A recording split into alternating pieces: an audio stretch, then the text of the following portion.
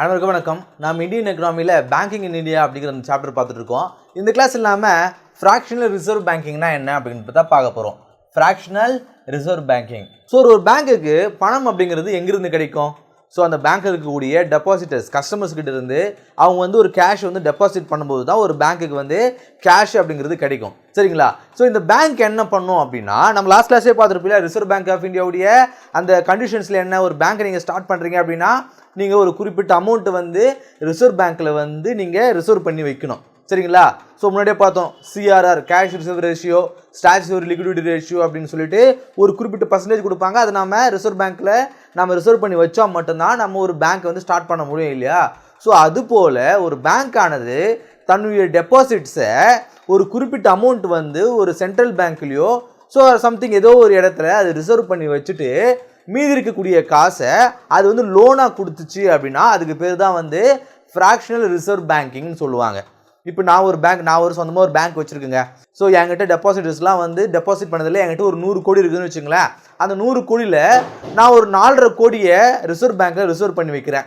அதன் பிறகு ஒரு சம் அமௌண்ட் ஒரு 18% கேஷாவோ இல்லை கோல்டாவோ இல்லை செக்யூரிட்டி பாண்ட்ஸாவோ நான் அந்த பேங்க்கில் செக்யூரிட்டிஸாக வைக்கிறேன். சரிங்களா? அது ஒரு 18% அப்படின்னா மொத்தம் ஒரு 20%, ஒரு 22% நான் ரிசர்வ் பேங்க்கில் ரிசர்வ் பண்ணி வைக்கிறேன். மீதி இருக்கக்கூடிய 80% நான் லோனாக கொடுக்குறேன். சரிங்களா? இதுக்கு பேர் ஃப்ராக்ஷனல் ரிசர்வ் பேங்கிங்னு சொல்கிறாங்க. சரிங்களா? பாருங்க, only a part of deposits they mobilize as reserve and use rest of it to offer loans. கொஞ்சம் அமௌண்ட் நான் ரிசர்வ் பண்ணி வைக்கிறேன், அதுக்கு ரெஸ்ட் ஆஃப் மணியை நான் லோன்ஸாக கொடுக்குறேன் அப்படின்னு சொல்கிறாங்க. ஏன் அவங்க லோன்ஸாக கொடுக்கணும்? லோன்ஸாக கொடுத்தா மட்டும்தான் பேங்க்குக்கு அமௌண்ட் வரும். இப்போ நான் ஒரு பேங்க் நடத்துகிறேன், என்கிட்ட ஒருத்தர் ஒரு 1 லட்ச ரூபா என்கிட்ட கொடுத்துட்டு போகிறாருன்னு வச்சுக்க, டெபாசிட் பண்ணிட்டு போகிறாருன்னா அந்த டெபாசிட்டை நான் கம்முன்னு வச்சுட்டே இருந்தேன்னா நான் எப்படி அவருக்கு வட்டி கொடுக்க முடியும்? ஸோ நான் என்ன பண்ணுவேன், அந்த காசை நான் இன்னொருத்தருக்கு லோனாக கொடுப்பேன். அதன் மூலமாக ஒரு வட்டிக்கு நான் கொடுக்கும் பொழுது அந்த வழியில் வர வருமானத்தை நான் கொஞ்சம் இவருக்கு கொடுப்பேன். ஸோ இதன் மூலமாக தான் பேங்க் ரன் ஆகும். ஸோ நான் எந்த ஒரு அமௌண்ட்டையும் நான் லோனாக கொடுக்காம நானே வச்சுட்டு இருப்பேன் அப்படின்னா ஸோ பேங்க்குக்கும் எந்த யூஸும் கிடையாது. அதே போல் அது டெபாசிட் பண்ணுறாரு, அவருக்கும் உங்களால் இன்ட்ரெஸ்ட் கொடுக்க முடியாது இல்லையா? ஸோ அதனால் எப்பவுமே பேங்க்ஸ் என்ன பண்ணோம், தாங்க இருக்கிற அமௌண்ட்டை லோனாக ஆஃபர் பண்ணோம் அப்படின்னு சொல்கிறாங்க. இதே இது பார்ஷியலி ரிசர்வ் அப்படின்னு சொல்லுவாங்க. இது ஃப்ராக்ஷனல் ரிசர்வ் அப்படின்னு சொல்லுவாங்க. இதே ஃபுல் ரிசர்வ்னா என்ன? ஃபுல் ரிசர்வ்னா என்கிட்ட 100 கோடி இருக்குது இல்லையா, அந்த 100 கோடியும் நான் லோனாக தரமாட்டேன். அந்த 100 கோடியும் நானே வச்சுப்பேன். அதை லோனாக யாருக்கும் நான் ஆஃபர் பண்ண மாட்டேன். அதுக்கு பேர் தான் ஃபுல் ரிசர்வ் அப்படின்னு சொல்லுவாங்க. ஆனால் அந்த ஃபுல் ரிசர்வ்னால யாருக்கும் எந்த யூஸும் கிடையாது. நான் லோனாக கொடுத்தா மட்டும்தானே எனக்கு வட்டி கிடைக்கும். நம்ம லாஸ்ட் கிளாஸ்லேயே பார்த்துருப்போம் இல்லையா? ஸோ பேங்க் ஆனது டெபாசிட், சேவிங் டெபாசிட் வச்சுருக்கக்கூடியவங்களுக்கு கொடுக்கக்கூடிய அந்த இன்ட்ரெஸ்ட் ரேட் அப்படிங்கிறது ரொம்ப குறைவாக இருக்கும். ஆனால் பேங்க் ஆனது லோன் கொடுக்கக்கூடிய அந்த இன்ட்ரெஸ்ட் ரேட் அப்படிங்கிறது அதிகமாக இருக்கும். அதாவது நான் ஒருத்தருக்கு ஒரு 1 லட்ச ரூபாய் லோனாக கொடுக்குறேன் அப்படின்னா 7% இன்ட்ரெஸ்ட் கொடுப்பேன். ஆனால் என்கிட்ட டெபாசிட் பண்ணுறாரு பேர், அவருக்கு நான் 2% இல்லை 3% தான் அவருக்கு நான் இன்ட்ரெஸ்ட் கொடுப்பேன். ஸோ எனக்கு எப்படி பார்த்தாலும் ஒரு 4% அந்த வட்டி எனக்கு லாபம். சரிங்களா? ஸோ இப்படி பண்ணலாம். ஸோ இதுதான் லோன் கொடுக்கறது மூலமாக பேங்க்கு கிடைக்கக்கூடிய லாபம் அப்படிங்கிறது. ஸோ இது ஃப்ராக்ஷனல் பேங்க்கில் லாபமாக இருக்கும். ஏன்னா அவங்க 20% ரிசர்வ் பண்ணி வைக்கிறாங்க, 80% லோனாக கொடுக்குறாங்கன்னு போது அவங்களுக்கு நல்ல லாபம் கிடைக்கும். இதே ஃபுல் ரிசர்வ்னா என்ன? ஃபுல் ரிசர்வ்னா அவங்க லோனே கொடுக்க மாட்டாங்க யாருக்கும், அதனால அதுக்கு பேர் ஃபுல் ரிசர்வ்னு சொல்லுவாங்க. ஸோ அதனால் எந்த யூஸும் கிடையாது. பாருங்கள், இந்தியாவில் ரிசர்வ் பேங்க் பற்றி நம்ம லாஸ்ட் கிளாஸே பார்த்துருப்போம். அங்கே ஒரு பேங்க் ஸ்டார்ட் பண்ணோம் அப்படின்னா என்ன சொல்லியிருப்பாங்க, 2 விதமாக நீங்கள் ரிசர்வ் பண்ணி வைக்கணும். சிஆர்ஆர் கேஷ் ரிசர்வ் ரேஷியோ, இது 4.5% நீங்கள் ரிசர்வ் பண்ணி வைக்கணும்.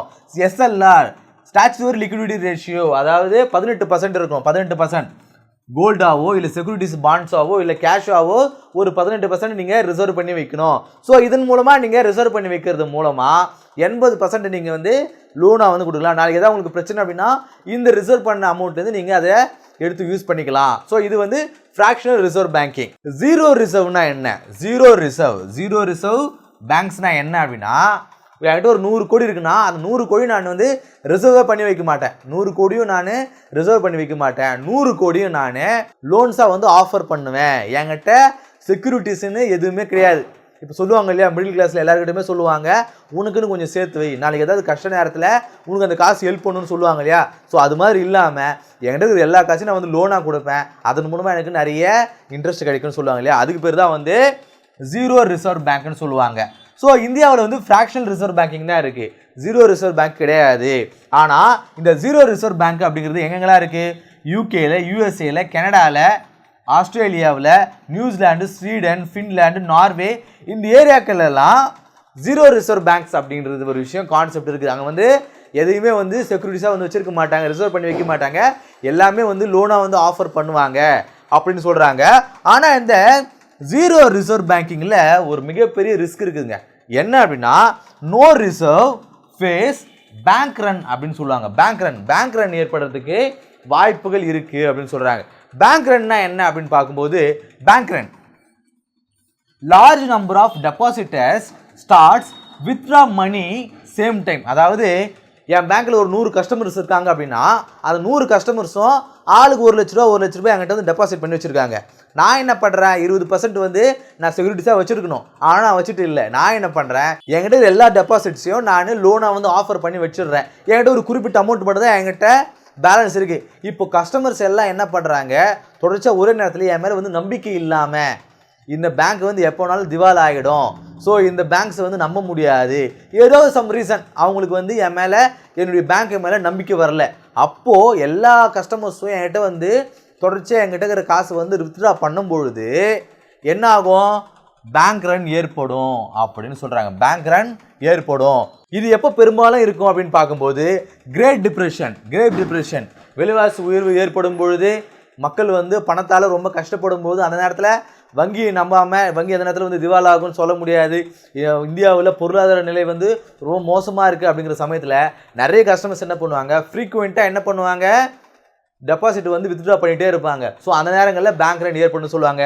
அதே போல் ஃபினான்ஷியல் கிரைசிஸ் 2007-8 வந்து இந்தியாவில் பொருளாதார நெருக்கடி நிலை வந்துச்சு இல்லையா, ஸோ அந்த நேரங்களையும் அதிகப்படியான வித்ட்ராவல் நடக்கும் அப்படின்னு சொல்லுவாங்க. ஸோ ஒரு பேங்க்கில் இருந்தால் டெபாசிட்ஸும் நடக்கணும், அதே போல் வித்ட்ராவல் நடக்கணும்.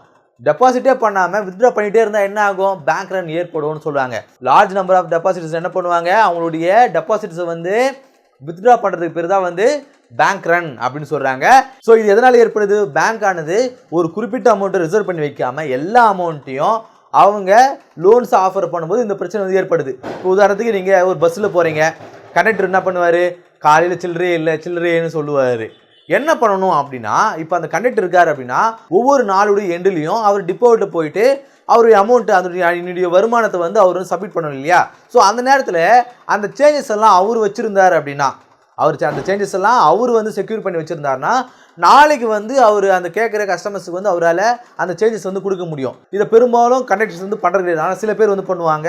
நான் தொடர்ச்சியாக சில பஸ்ஸுக்கு போகும்போது அவர்கிட்ட எப்போ கேட்டாலும் சேஞ்சஸ் இருக்கும், எல்லாருக்கிட்டையும் கொடுப்பாரு. என்ன காரணம் அப்படின்னா, ஒவ்வொரு நாளுடைய இறுதிலையும் நாளைக்கு இந்த சேஞ்சஸ் நமக்கு தேவைப்படும், ஸோ அதனால் அந்த அமௌண்ட்டு வந்து நம்ம எடுத்து வச்சுப்போம், இந்த சேஞ்சஸ் சில்லறைகள்லாம் நம்ம எடுத்து வச்சுப்போம்னு சில கண்டக்டர்ஸ் வந்து எடுத்து வச்சுப்பாங்க, புத்திசாலித்தனமாக செயல்படுவாங்க. ஆனால் சில கண்டக்டர்ஸ் என்ன பண்ணுவாங்க, நமக்கு எதுக்கு தேவையில்லாத வேலை எடுத்துன்னு போய் கொடுப்போம், கஸ்டமர்ஸ் கிட்ட சண்டை போடுவோம் அப்படின்னு சில கண்டக்டர்ஸ் வந்து இருப்பாங்க. அதனால தான் எந்த பஸ்ஸில் போனாலும் சில்லறை இல்லைன்னு சொல்லுவாங்க. இது பெரும்பாலும் கவர்மெண்ட் பஸ்ஸில் தான் வந்து நடக்கும். ஆனால் ப்ரைவேட் பஸ்ஸில் அது மாதிரிலாம் சொல்லவே மாட்டாங்க. ஏன்னா அவங்களுக்கு தெரியும் நாளைக்கு இது மாதிரி பிரச்சனை வரும்னு தெரியும். ஸோ அதனால் கஸ்டமர்ஸ் தான் அவங்களுக்கு இம்பார்ட்டன்ட் தெரியும். ஸோ அந்த ஸ்டெப்ஸை வந்து ஏற்படுத்துவாங்க. ஆனால் கவர்மெண்ட் பஸ்ஸஸ் கண்டக்டர்ஸ் அந்த மாதிரி வந்து நடந்துக்க மாட்டாங்க. அவங்களுக்கு என்ன, இந்த பஸ் ஓடினா என்ன, ஓடல நமக்கு என்ன, இந்த ரூட் எடுத்து ரொம்ப கஷ்டமாக இருக்குது, வேறு ஏதாவது ரூட்டில் நம்மளை மாற்றி விட போகிறாங்க அப்படிங்கிற அந்த மெத்தன போக்கில் செயல்படுறதுனால அந்த பிரச்சனை வருது. அதே போல் தான் ஒரு பேங்க்குன்னு இருந்துச்சுன்னா அவங்க ஒரு ரிசர்வ் வந்து கொஞ்சம் அமௌண்ட் வந்து ரிசர்வ் பண்ணி வைக்கிறது மூலமாக திடீர்னு வந்து கஸ்டமர்ஸ் கேட்குறாங்க, ஒரு 100 பேர் வராங்க, எனக்கு 1 லட்ச ரூபா தேவைப்படுதுன்றாங்க. இப்போ பேங்க்கில் 10 லட்ச ரூபாய் தான் இருக்குது அப்படின்னா அவங்க வந்து கேட்குற கஸ்டமர்ல கொடுக்க முடியாது இல்லையா. இதே ஒரு குறிப்பிட்ட அமௌண்ட்டை நம்ம ரிசர்வ் பண்ணி வச்சுருந்தோம் அப்படின்னா அவங்க கேட்கும்போது நம்மளால கொடுக்க முடியலையா. ஸோ இதான் வந்து பேங்க் ரன் அப்படின்னு சொல்லுவாங்க. ஸோ இந்தியாவில் இருக்கக்கூடிய அந்த ரிசர்வ் மெத்தட் அப்படிங்கிறது ஃப்ராக்ஷனல் ரிசர்வ் பேங்கிங் தான் இந்தியாவில் இருக்குது. ஜீரோ ரிசர்வ் பேங்கிங் இந்தியாவில் கிடையாது. ஒரு குறிப்பிட்ட அமௌண்ட்டை எந்த பேங்காக இருந்தாலும் ரிசர்வ் பேங்க்கில் ரிசர்வ் பண்ணி வைக்கணும், ஏன்னா பேங்க்ல வந்து ஏற்படக்கூடாது அப்படிங்கிறதுக்காக. இந்த கிளாஸில் ஃப்ராக்ஷனல் ரிசர்வ் பேங்கிங்னா என்ன அப்படிங்கிறத பார்த்தோம். அடுத்த கிளாஸில் சந்திப்போம். நன்றி.